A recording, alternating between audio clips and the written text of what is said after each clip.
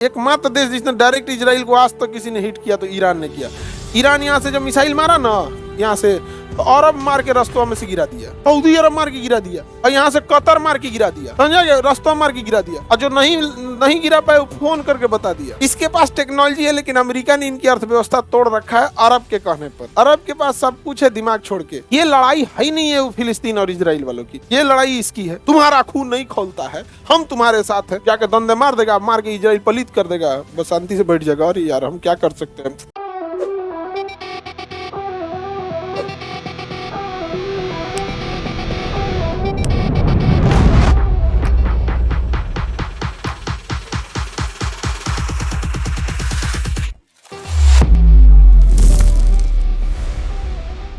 दुनियावी तालीम किस काम की है? एक दिन हमारा दौर आएगा, एक दिन हम ये करेंगे। आता कौन सी है? बिरयानी, कबाब, पुलाव। क्या इनके पास कोई जेट इंजन की टेक्नोलॉजी है, ड्रोन बनाने की टेक्नोलॉजी है, नैनो टेक्नोलॉजी है, एमआरआई मशीन बनाए हैं, कोई ऑपरेशन बढ़िया से किए कर रखे हैं? एगो बस अल्लाह मेहरबान तो गधा पहलवान तेल निकल गया, जिस दिन तेल खत्म उस दिन खेल खत्म, समझा गया। फिर ऊँट पे बैठ के हबीबी ऊँट पे बैठ के घूमेंगे, खत्म हो गया यहाँ पर, समझे। ये बात हम लोग बोल देते हैं तो लगता है खराब बोल रहे हैं। अपने से पूछे लोग, मुसलमान लोग कहाँ चल गए, स्पेन से यहाँ चला है, कौन लेके आया था, समझे, किसी को दिक्कत। और यूरोप वालों ने इन यहाँ पर सबसे बड़ा कहानी क्या सुना दिया कि अपनी विफलता का कारण दूसरे पे थोप देना। आज अगर मुसलमानों से पूछेगा कि आपके पीछे होने का कारण, तब अमेरिका की चाल है, ये यहूदी सब, इजराइल, यही। यानी इंटरनेशनल कोई दिक्कत हुआ तो तीन गो आदमी जिम्मेदार, अमेरिका, इजराइल और यहूदियों की चाल। ये तो तुम अपने में लड़ रहा है सिया सुन्नी करके, ये कौन है? अब भारत में आके देखिएगा, सरकार हमारा साथ नहीं दे रही। जब हाल है यार, पुनर्जागरण यूरोप में हो चुका। आज ये हाल है कि अगर आप ये बात बोल दीजिएगा पुनर्जागरण में, आप दुश्मन, जहन्नुमी, समझ में आ गया कि नहीं? तुम बस ये बात बोल के देखो, समझा के उनको देखो, तुम दुश्मन, तुम जहन्नुमी, तुम सब कुछ। यहाँ भारत में कोई दिक्कत हुआ है तो इनको मोदी जी करके दिए हैं दिक्कत। भारत में कोई दिक्कत तो कौन किया है? मोदी जी इनको करके दिक्कत। ये बड़ी मानते हैं उनको। भाई तुम जिसको जितना मानोगे वो भी तुमको उतने मानेगा, नहीं समझ में गया? सीधी सी बात है। मुसलमानों की सत्ता का बर्बाद होने का सबसे बड़ा कारण, जिस समय ऑटोमन से छीन कर अरब के पास गया, तबाह हो गया, समझ में गया? और अरब को जाने से पहले यूरोप वालों ने पूरा भरपूर पैसा खिलाया। पैसा किसने दिया था? और उन्होंने पैसा दिया, गिफ्ट में उन्हें क्या मिल गया? इजराइल। आज भी लोगों को लगता है कि इजराइल की झगड़ा इजराइल और फिलिस्तीन के बीच में नहीं है। जिस दिन इन फिलिस्तीनियों को लग जाएगा कि ये अरब उनके साथ नहीं है, उस दिन वो अपने लिए कोई व्यवस्था कर लेगा। ये चढ़ा देता है, समझ में क्या? जान के मान के चलिए, इजराइल देख लिया यार, ये सब तो पढ़ाई करने लगा, सब अच्छा स्कूल खुल गया यहाँ पे, स्कूल ठीक है, 20 साल बाद अच्छे इंजीनियर डॉक्टर निकल जाएंगे, यूनिवर्सिटी भी ठीक है। अब क्या किया जाए? चढ़ा देगा किसको? अरब वाला। ये जाके चढ़ा देगा किसको? गाजा वाले को, हमास वाले को। बताओ, तुम्हारी जमीन पर कब्जा हुआ है, तुम्हारा खून नहीं खोलता है, हम तुम्हारे साथ है, जाके दंदे मार देगा, मार के इजराइल पलित कर देगा, बस शांति से बैठ जाएगा। और यार हम क्या कर सकते हैं? ओहो, हम तो बस पुलाव, बिरयानी, यही सब आता है, हम कहाँ से मार पाएंगे? ये लड़ाई है ही नहीं है वो फिलिस्तीन और इजराइल वालों की, ये लड़ाई इसकी है। और ये जो चाहता है, अब ये तुर्की है, अब इन दोनों में लड़ाई चलती है। तुर्की टेक्नोलॉजी, क्योंकि ऑटोमन साम्राज्य की राजधानी क्या थी? तुर्की। आज भी देखना 5th जनरेशन का जहाज बना लेता है तुर्की। लड़ाई के मामले में, एडवांस ड्रोन के मामले, देखो हम लोग भी ड्रोन में ठीक है, लेकिन ड्रोन के मामले में अभी दुनिया में सबसे बेस्ट चल रहा है ना तुर्की। मतलब अमेरिका को टक्कर अगर कोई ड्रोन के मामले में दे रहा है तो कौन दे रहा है? तुर्की।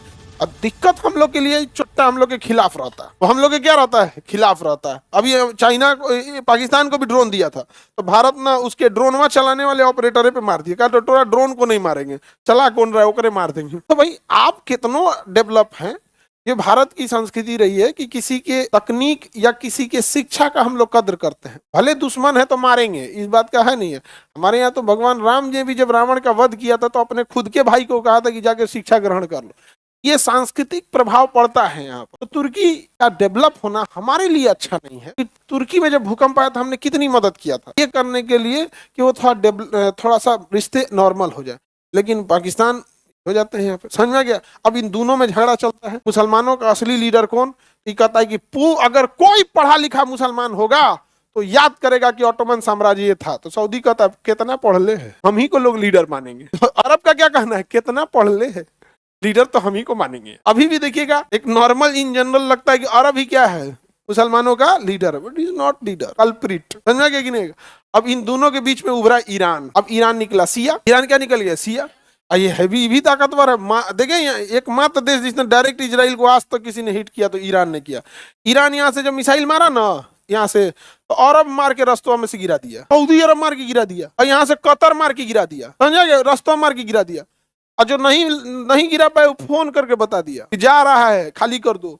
15 मिनट पहले वहां अनाउंस हो गया, जैसे मान के चलो यहाँ मिसाइल गिरने वाला, 15 मिनट पहले अनाउंस हो जाएगा, नहीं चल जाओगे लोग, चल जाओगे यहाँ पे। अब मुसलमानों को लगता है ये उनका लीडर है, समझ में आ गया कि नहीं आ गया? नहीं है उनका लीडर। अभी तीनों लड़ रहा है सर, हम लीडर, हम लीडर, हम लीडर, हम लीडर। इसके पास परमाणु बम है, इसके पास क्या है? परमाणु बम है। इसके पास टेक्नोलॉजी है, लेकिन अमेरिका ने इनकी अर्थव्यवस्था तोड़ रखा है अरब के कहने पर। अरब के पास सब कुछ है दिमाग छोड़ के, और यहाँ यार इसके पास पैसा वैसा सब है, यहाँ पे सब है, दिमाग नहीं है बस यहाँ पे। दिमाग कैसे है कि आप संघर्ष नहीं किए तो आपको सजा के ब्रिटेन वालों ने आपको मुसलमानों का राजा बना दिया। नहीं समझा गया? समझौता ये है कि आपको फलस्तीन के मामले में कुछ नहीं बोलना है, नहीं समझा गया? कुछ बोलना ही नहीं यहाँ पे, तो ये क्या बोल सकते हैं?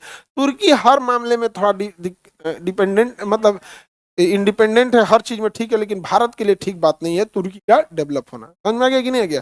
और तुर्की थोड़ा समझदार है, ईरान से कहता है कि ठीक है भैया हमसे तुम्हारा कोई दिक्कत नहीं, सऊदी से भी कहता है ये नहीं दिक्कत है, ये इधर पाकिस्तान से ये अरब वाले सब इसलिए रहते हैं कि इसके बाद परमाणु बम है।